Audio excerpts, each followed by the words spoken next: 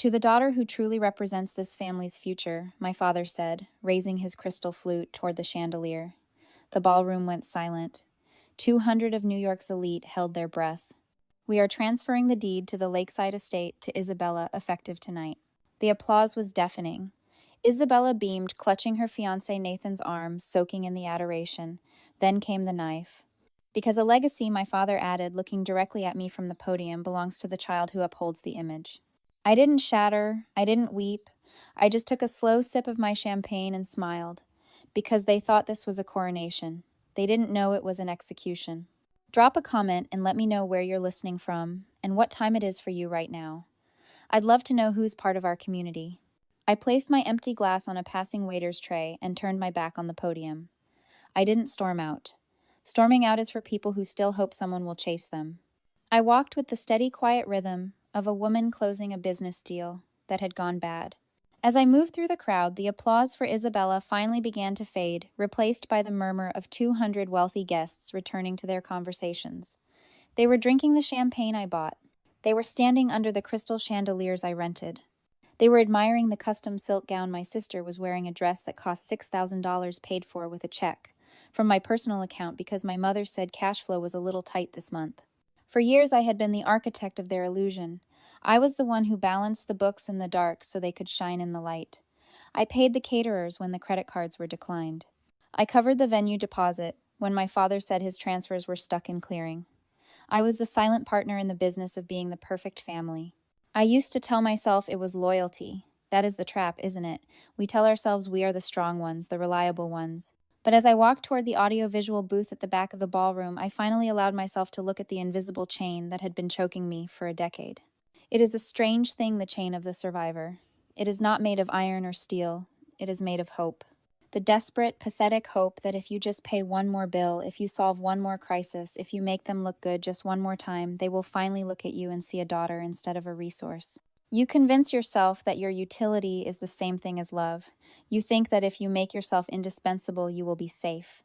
But tonight, under these lights, the chain snapped. It didn't break with a noise. It just dissolved.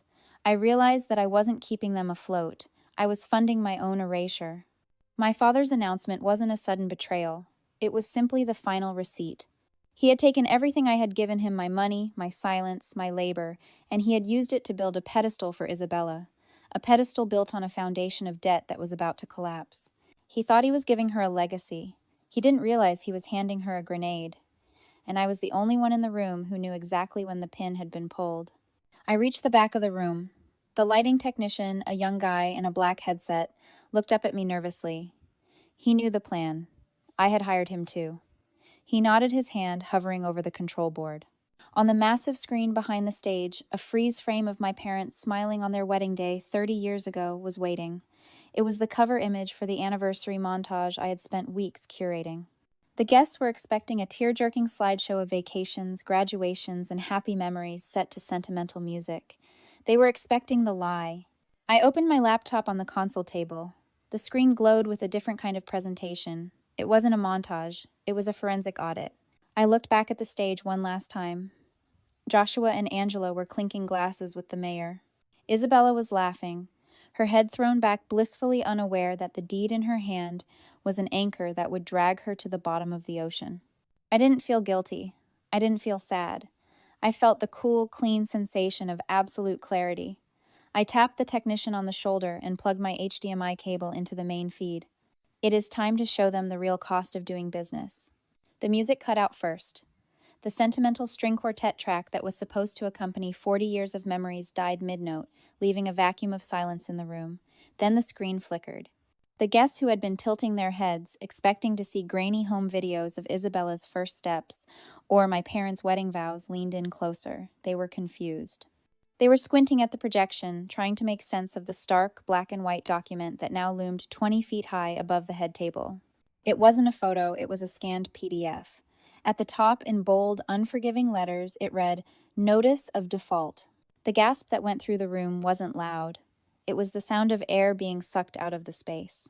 It was the sound of 200 wealthy people recognizing a document they had only ever seen across a desk from a desperate client, never at a black tie gala.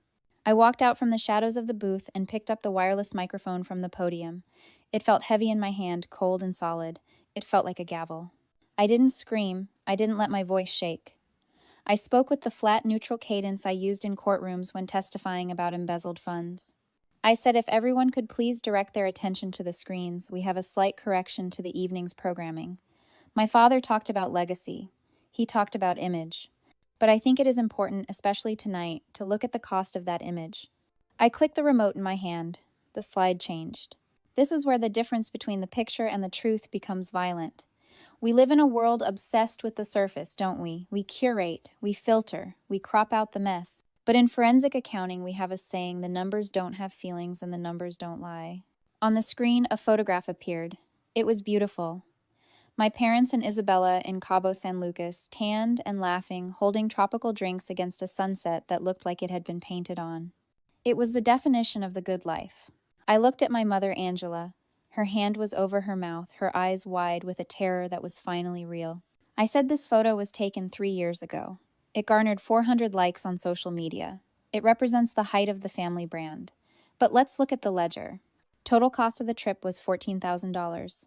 Source of funds: 3 consecutive missed mortgage payments on the lakeside estate. I clicked again. A split screen appeared. On the left, the photo of the vacation. On the right, the bank statement showing the insufficient funds, fees, and the penalties accumulating on the mortgage.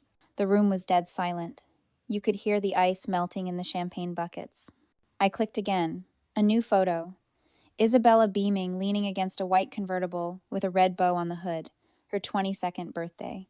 I said a symbol of freedom, a symbol of status, reality. This car was not purchased. It was leased using a high-interest home equity line of credit taken out against the very house you were just gifted.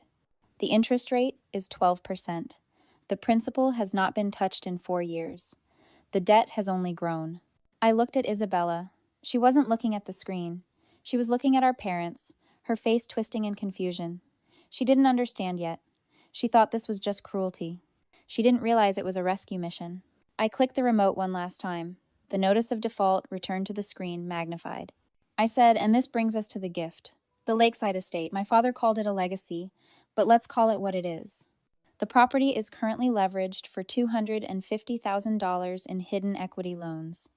It is in active foreclosure. There is a balloon payment of $8,600, due in exactly 60 days. I turned to my sister. She was trembling, clutching Nathan's hand so hard her knuckles were white. I said, they aren't giving you a house, Isabella. They are giving you a liability. They are transferring the title to you because their credit is ruined and they need a fresh name to refinance the debt before the bank seizes the property. You aren't the heir. You are the patsy. That's a lie, Angela screamed. Her voice cracked shrill and desperate, shattering the silence in the ballroom. She lunged toward the stage, her expensive heels slipping on the polished floor. Sydney is lying. She's always been jealous. She's trying to ruin this family because she can't stand to see her sister happy. I didn't flinch. I didn't even look at her. I kept my eyes locked on Isabella. The guests were murmuring now, a low tide of confusion and scandal. But Isabella wasn't looking at the crowd. She was staring at the deed in her hand, then up at the screen where the foreclosure notice still loomed like a tombstone. She looked at the numbers. She looked at the dates. And for the first time in her life, the fog of entitlement cleared. Is it true? She whispered. Her voice was small, trembling. Dad, is it true?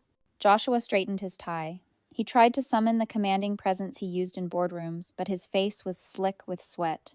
He looked at Nathan Isabella's fiancé, whose family owned half the real estate in Connecticut. He looked at the exit. He realized there was no way out. So he did what narcissists always do when they are cornered. He attacked. He slammed his hand on the table. We did this for you, he roared, pointing a shaking finger at Isabella. Everything we have done, every loan, every credit line, it was to build this life for you, to make sure you had the right clothes, the right friends, the right image. And this is how you repay us, by questioning us in public. The room recoiled. But I stepped closer to the microphone. This was the moment. This was the lesson. I said, listen to him, Isabella. Listen to the logic. He isn't talking about love. He is talking about return on investment. This is the paradox of the golden child, isn't it? You spent your whole life thinking you were the favorite. You thought you were the princess in the castle. But you weren't. You were just the most expensive asset in their portfolio. I looked at the crowd, then back at my father. I said psychologists call it the sunk cost of narcissism. To people like Joshua and Angela, a child is not a human being. A child is a mirror. They poured money into you, Isabella, not because they wanted you to be happy, but because they wanted you to be shiny. They needed you to be the perfect object that proved they were successful. And now that the bill is due, they expect you to pay it. That is why they are giving you the house, not to shelter you, but because they believe they own you. They believe that because they invested in your image, they are entitled to cash you out. Joshua's face turned a violent shade of purple. "You ungrateful little witch," he shouted at me. "You don't know anything about sacrifice. We gave Isabella the world, and now you want Nathan to pay for it." I shot back, my voice cutting through his rage like a scalpel. I pointed at Nathan, who was standing frozen, his face pale. I said, "That is the plan, isn't it, Dad? You couldn't refinance because your credit score is in the single digits. So you transfer the deed to Isabella. She marries Nathan next month. His name goes on the title. His credit backs the loan. His trust fund pays off your $250,000 debt, and you get to walk away claiming you gave them a generous wedding gift." I turned back to Isabella. She was crying now, silent, horrified tears. I said, "You aren't the heir, Bella. You're the bait. They groomed you to be helpless, to be dependent, to value image over substance, so that when they needed a lifeboat, you wouldn't know how to swim away. They aren't saving you, they are drowning you to keep their heads above water."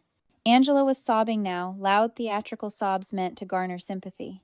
But no one was moving to comfort her. The guests were staring at her with a mixture of pity and disgust. The illusion of the perfect family hadn't just cracked, it had been exposed as a Ponzi scheme built on the bones of their children. I clicked the remote one more time. The screen went black. Then a new document appeared. I said, "But the house isn't the worst part. The house is just bad business. What comes next is a crime." The title on the slide read, "The Wedding Fund." I said, "This account was opened 18 months ago.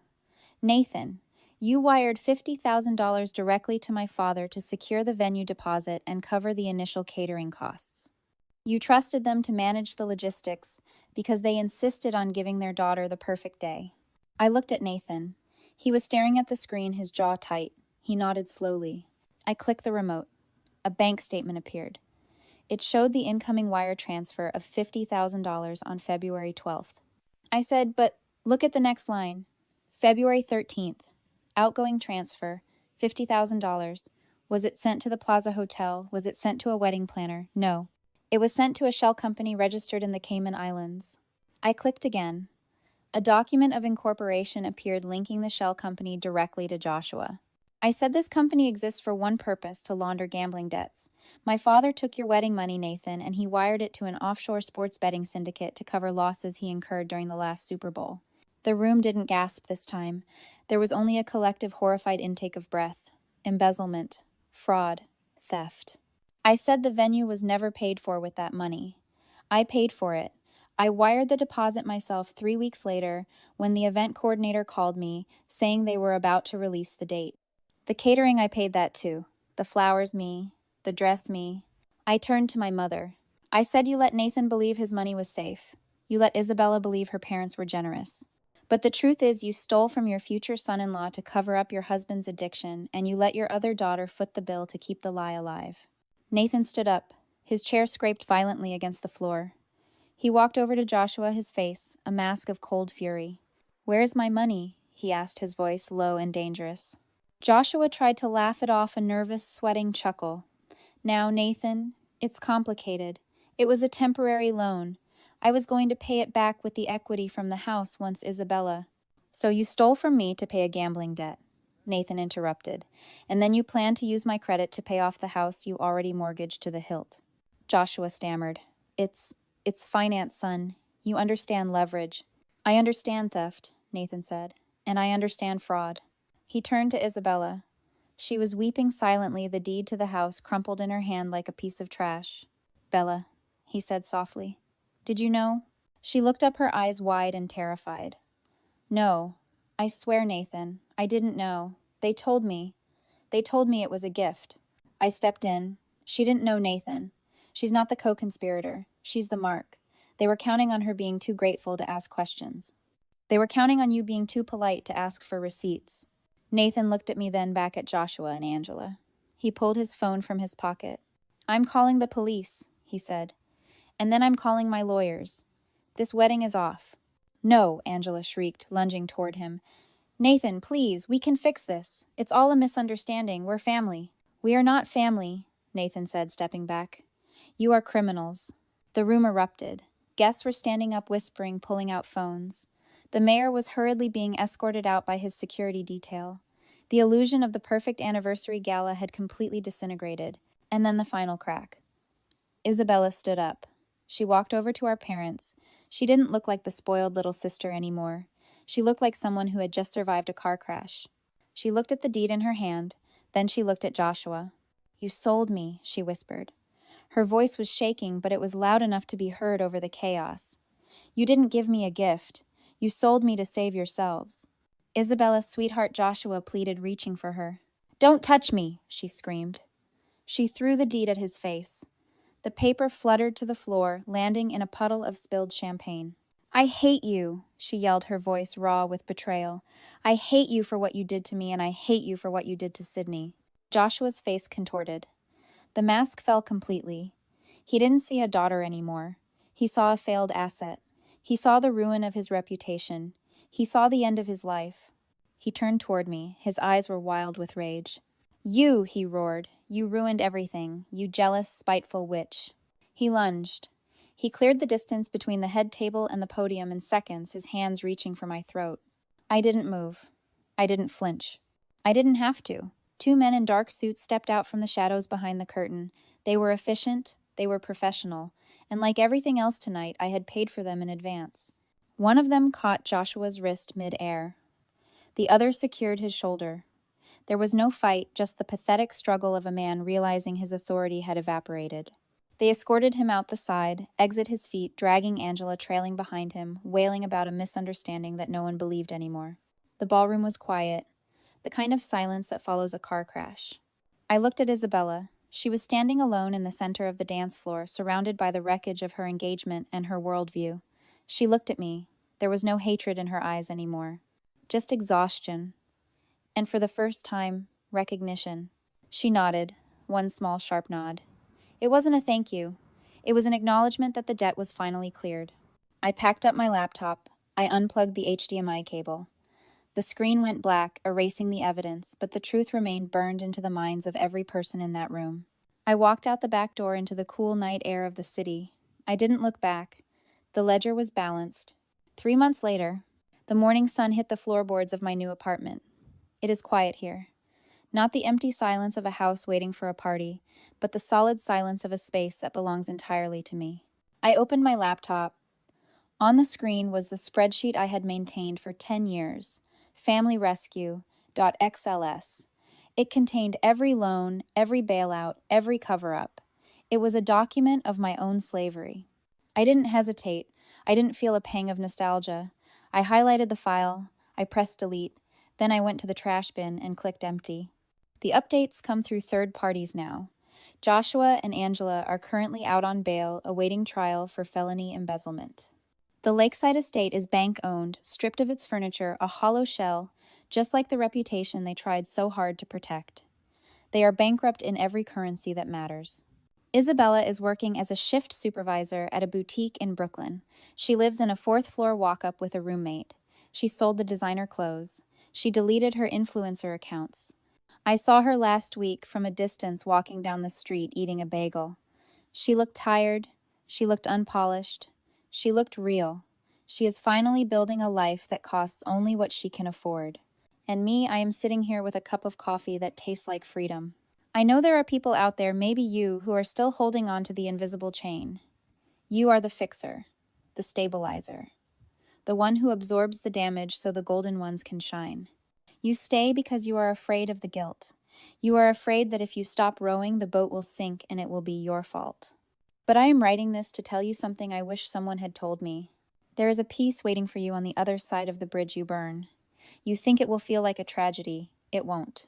It will feel like setting down a heavy pack you have been carrying up a mountain for a lifetime. You do not owe them your future just because they gave you a past. You do not owe them your solvency just because they gave you their name. Sometimes the most loving thing you can do is let them fall.